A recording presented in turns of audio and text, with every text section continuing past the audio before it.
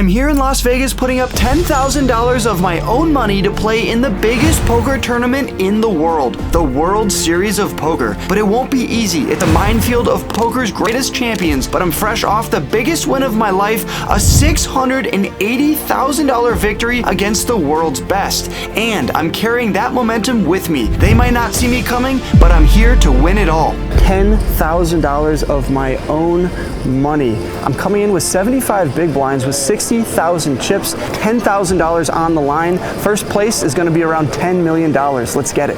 We arrived to the Horseshoe Paris and late register on day 2. This will be my only bullet. We had a backup one, but you're not allowed to enter twice, so I didn't really think about that one. My starting stack is 60,000 chips or around 75 big blinds. The disadvantage to entering late is that the average stack is now 80,000 or 100 big blinds, but if we look over at the screen, we can see that over 4,000 people are left out of the 9,000 entrants. So already 5,000 people have been eliminated and have no chips and are on their flight back home to the middle of nowhere. I end up finding my seat and the blind levels start here at 400, 800, 800. Unfortunately, my day does not start off super hot. I'm really card dead to start. I end up getting 7 deuce offsuit a few times, and even though they're good in cash games because you can win a bounty versus your friends, they're terrible in tournaments. They are the worst hand in poker.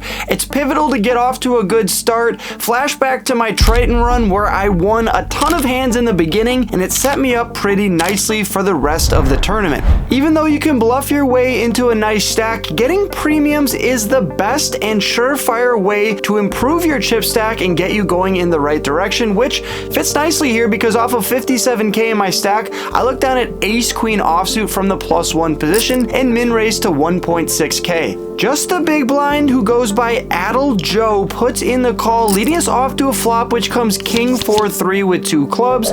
All things considered, this is a pretty dry board. Maybe Adel Joe connected with the 4 or the 3, but I'm gonna have a lot of the range advantage here, so I decide to go for a bet. The big blind defends and puts in the call, bringing in the deuce of diamonds on the turn.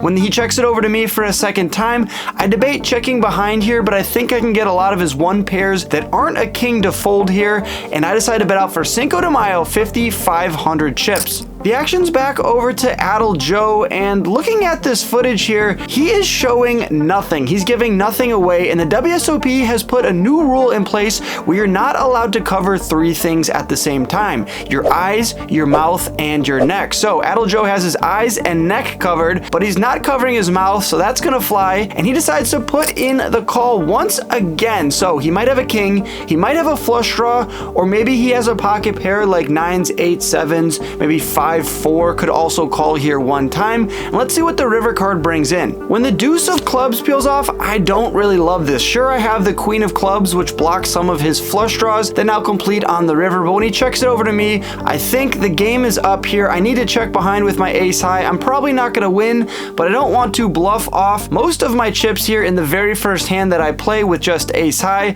So when I check behind, he turns over a hand that has me beat, but it's not one I expected. 7-3 offsuit. Somehow I could not get that to fold on the turn. A sticky player Adel Joe is, and I'm gonna need to keep that in mind if I'm playing pots against him in the future. Here in the main event, the blinds go up every 2 hours. That's why people love this structure. For one, you can only buy in 1 time, so you have to be careful with the chips that you have. But for 2, there's a lot of playability. Every 2 hours is massive. My stack in big blinds are hovering around 35k or around 35 big blinds. Average stack is 87k or 87 big blinds. So my big blinds just went in half just from being card dead, folding a lot, and losing 1 pot. Let's get back to work. In this next hand, Ken opens a hijack to 2.5k and Adel Joe calls on the button. I find myself in the big blind with a suited ace, ace deuce of hearts, and that's good enough to defend. I put in the call in a little bit of a sassy, dramatic kind of way. We're trying to summon some run good on this flop, and we get some backdoor ideas on a jack 8-3 1 heart board. I start with a check. Ken bets out for 2.5k and we lose the button. Actions back over to me in the big blind. If I put in the call here, I'll be out of position the rest of the way, and if I don't pick up an ace, a 4, a 5, or a heart, I'm gonna be in tough shape. I think a check raise here could make some sense, but I would love to have around starting stack or more in order to do this play. So all those reasons, I decided to fold here. I want to pick a better spot. It's the main event after all. Before I have a chance to play another hand, we get pulled by the one and only Jeff Platt from Poker Go on the big stream to be interviewed for television, and I have to give the people my thoughts about who I have to stare at all day long. You know the guy that knocked me out, Jeremy Osmus? Yeah. He's literally 2 tables away in direct eyesight of me. This could be the moment for revenge. The guy that knocked me out of the biggest tournament of my life has to be in direct eyesight for my entire day. It's kind of a little needle, but... Do you think Jeremy Osmus remembers that moment at all? No. And you think about it every day? I think about it every day. Thanks for the time, Wolfgang. Always appreciate it. You got it. Guess. All right, with the blind level still at 500, 1K, 1K, Timoshenko opens it up to 2K from the +1, and Adel calls from the button. I find myself on the big blind here with 8-7 offsuit off of a 28K stack, and even though I don't love this non-suited hand, I decided to defend here for just 1K more, and we're gonna go 3 ways to a flop. The flop comes 10-7-6 rainbow, and I start with a check. Timoshenko in the +1, who was the pre-flop raiser, checks as well, and the action's over to Adel, who bets out for 3.5K into the pot. I kind of have him pegged as an aggressive player at this point. He's always putting chips in the middle, so I could go for a check raise given the fact I have middle pair and a gut shot to the 10 high straight. But instead, I just put in the call. I want to see what Timoshenko is going to do here, and when he folds though, all those hands go out the window. The turn peels off one of the best cards in the deck. It's a 7 of spades. Bang! We turn 3 of a kind, and of course, I check it over to Adel once again.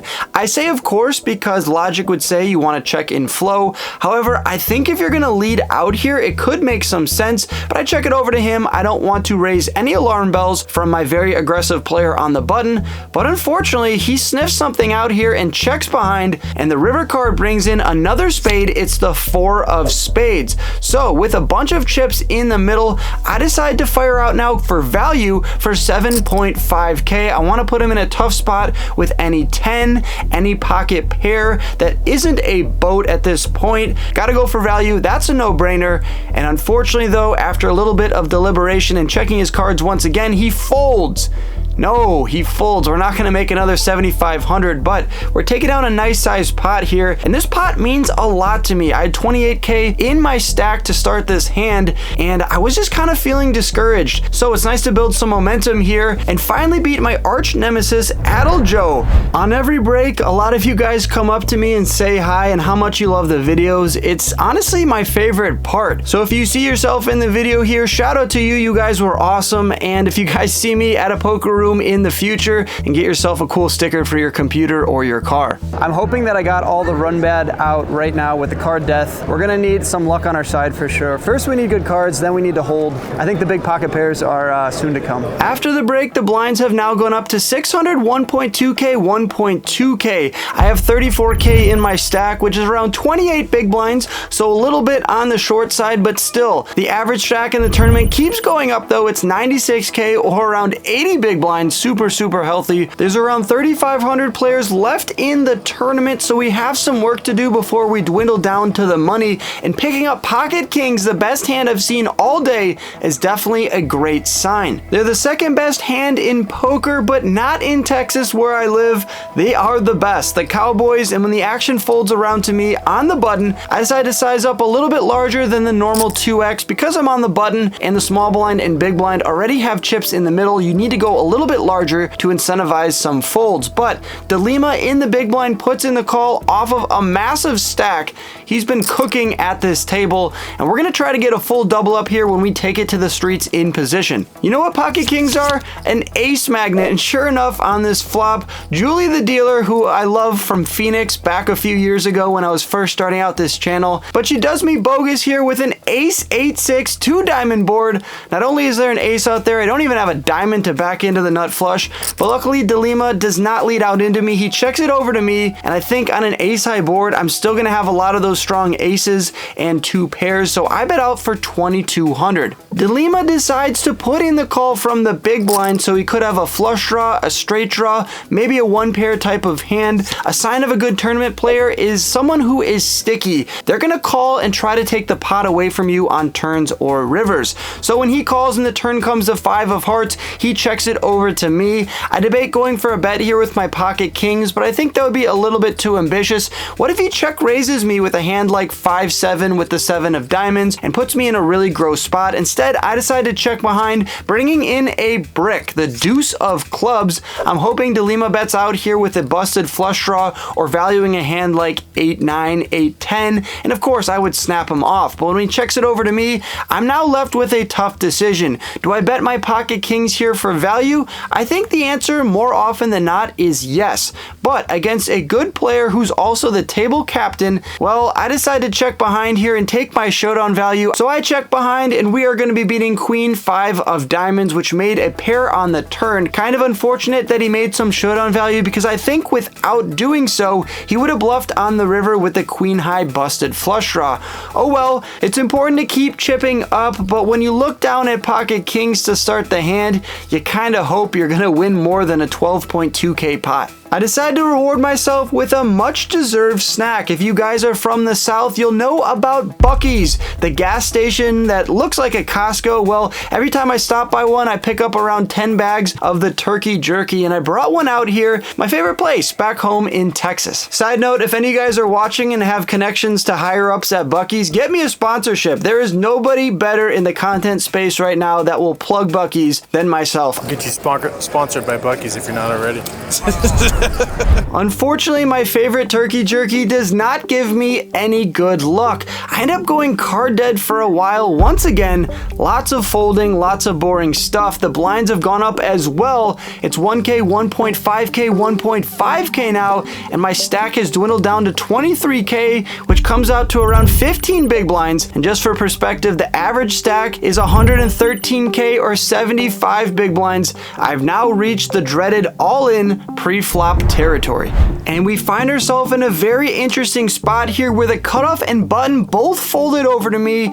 For you non-tournament players, that's super rare. Over to me with queen 8 of spades in the small blind, sitting on 23K at the 1.5K big blind level. What do you guys do? If I just call here, the opponent in the big blind could smell that as weakness and rip it all in, and then I'd be in a gross spot. So I want to be aggressive. I want to go out on my terms. Queen 8 of spades is going to be ahead of a lot of the big blind's range. I decided to rip it all in. My opponent in the big blind does not look stoked about it. He's wearing a sick vintage WrestleMania shirt, and actually I've been chatting with him all night. He's a super cool guy, and he lives in one of my favorite places, Santa Barbara, where I used to play at Chumash Casino. He shows me 10-9 of clubs, which I don't want him to call now. It's basically a flip, but he does in fact fold. It's a smart fold from him. I'm going to have a lot of overcards. Great news for us, we're chipping up, and I'm super glad we weren't all in and at risk versus the big blind in that last hand, because only a few hands later we pick up pocket queens from the +1.